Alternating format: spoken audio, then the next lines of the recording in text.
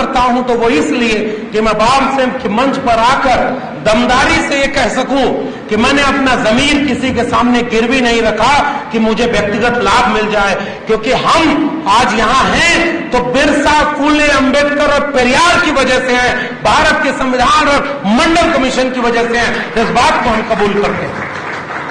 इसलिए मेरी जिम्मेदारी है कि मैं कल आजमगढ़ में एक सभा में बोल रहा था, वहां भी मैंने ये बात कही कि आपको पता ही नहीं चल रहा है कि नई शिक्षा नीति की आड़ में आपके बच्चों के भविष्य को हमेशा के लिए तबाह कर दिया गया।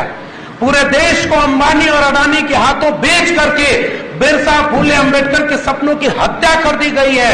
अब कहीं आरक्षण नहीं बचा है। आने वाली पीढ़ियां हमसे पूछेंगी कि हमारी शिक्षा बेच दी, हमारा रोजगार बेच दिया, हमारी जमीन किसानों की बेच दी, मजदूरों के ऐसे प्रावधान बना दिए कि मजदूर तो व्यवसायी का गुलाम बन गया है। तो न खेती बची, न किसानी बची, न शिक्षा बची, न दवाई बची, न रोजगार बचा। तो ये बाबा साहब अंबेडकर, फूले, पेरियार के सपनों के भारत बनाने वाली बात तो छोड़ दीजिए।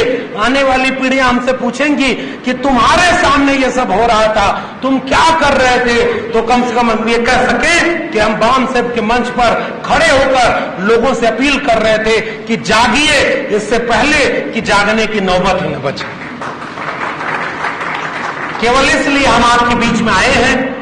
हमारी आवाज थोड़ी है, इस मंच पर थोड़े से लोग हैं, लेकिन फिर से मैं कह रहा हूं, भीड़ कभी भी वैचारिक आंदोलन में नहीं आती।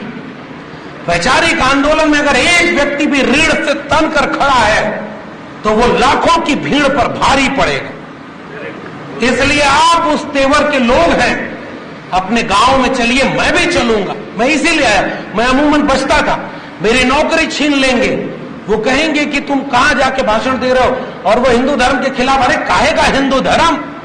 अगर इस पिछड़े वर्ग के लोग हिंदू थे तो 2020 में देश के 48 केंद्रीय विश्वविद्यालयों में केवल 9 प्रोफेसर ओबीसी के क्यों हैं? जज